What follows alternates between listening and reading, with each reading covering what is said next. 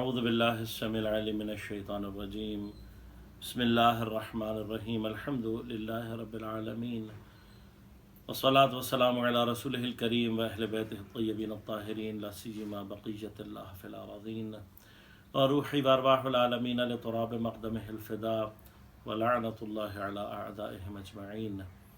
أما بعد، قال الله تعالى في كتابه الكريم بسم الله الرحمن الرحيم ألا لعنة الله علی الظالمین. صدق اللہ العلی العظیم. عزیزان گرامی قدر، پروردگار نے قرآن میں جا بجا ظالموں کے خلاف شدید الفاظ استعمال کیے اور سورہ مبارکہ ہود کی 18ویں آیت کا آخری جملہ آگاہ ہو جاؤ کہ اللہ کی لعنت ظالموں کے اوپر ہے.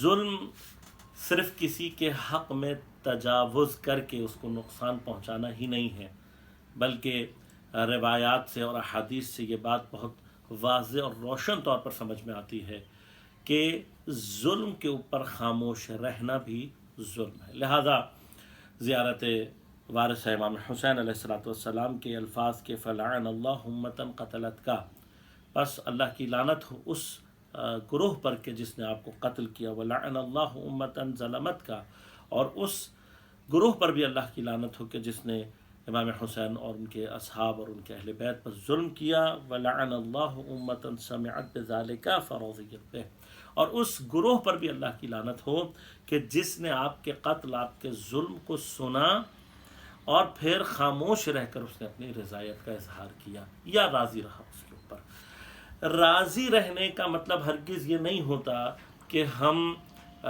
صرف اپنے زبان سے کسی کے ساتھ حمایت کریں یا عملاً کسی کی حمایت کر کے یہ بتائیں کہ ہم فلاں کے ساتھ ہیں.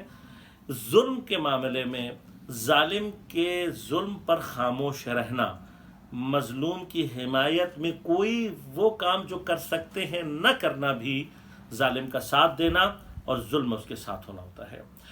اس وقت یمن کی سرزمین پر مظلوم یمنیوں کے ساتھ جو ہو رہا ہے، 6 سال کا عرصہ ہو گیا ہے.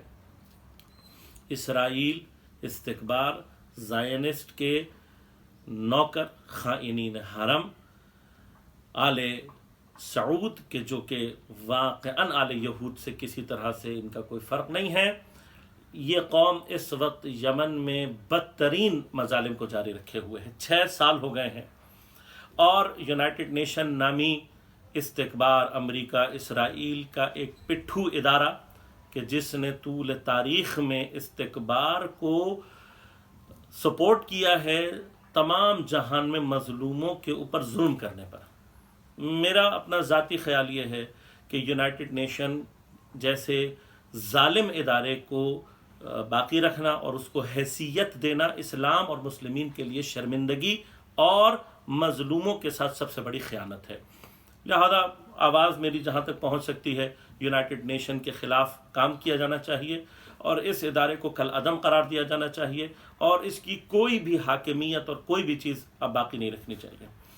انہی میں سے ایک ظلم جو یہ لوگ کر رہے ہیں، دیکھیے، دنیا کو جھوٹ بولنے کے لیے امریکی صدر آ کر یہ کہتا ہے کہ ہم یمن سے جو ہے وہ چاہتے ہیں کہ جنگ بندی ہو اور معاملہ ختم ہو، اور دوسری طرف یہی ملعون سعودی حکومت کو جو ہے وہ بدترین ہتھیار فروخت کر رہے ہیں. اس منافقانہ اور جھوٹ سے بھرے ہوئے جملوں کو ہمیں سمجھنے کی ضرورت ہے.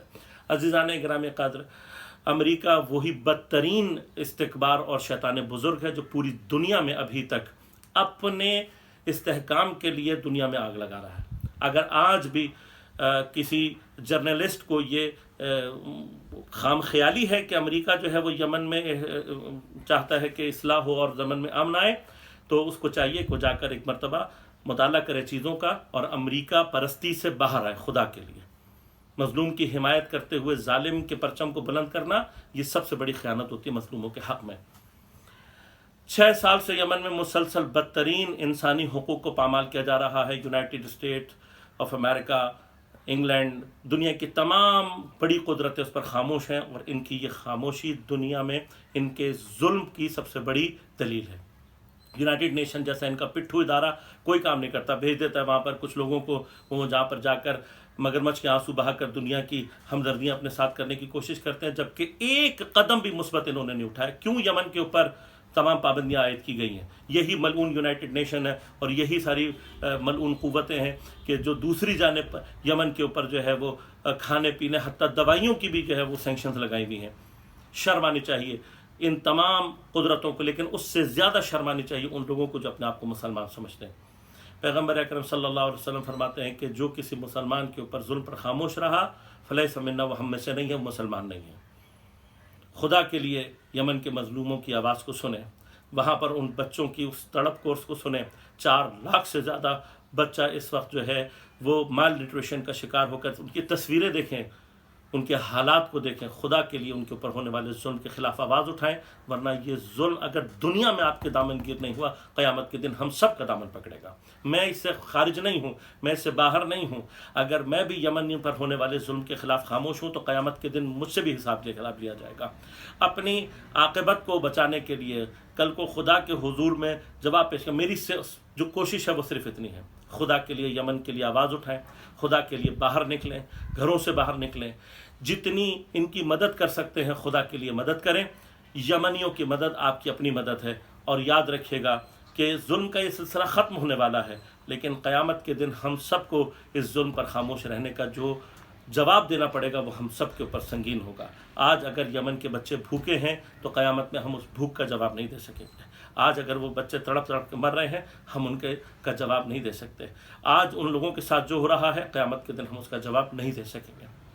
लिहाजा ज़िदाने ग्रामी क़द्र, अगर ज़ियारत वारिस इमाम हुसैन के इस जुमले को पढ़ें तो एक मतलब अपने गिरबान में झांक कर ज़रूर देखें कि अगर ज़ियारत आशूरा का जुमला हमें पुकार रहा है तो यमन के मजालिम के ख़िलाफ़ उठाना हर हुसैनी, हर मुसलमान और हर वो शख्स के जिसके अंदर इंसानियत का कोई ज़र्रा बाकी है, उस पर वाजिब है कि वो आले सऊद के इन जराइम के ख़िलाफ़ आवाज़ उठाए और यमनियों के हक़ में आवाज़ को बुलंद करे।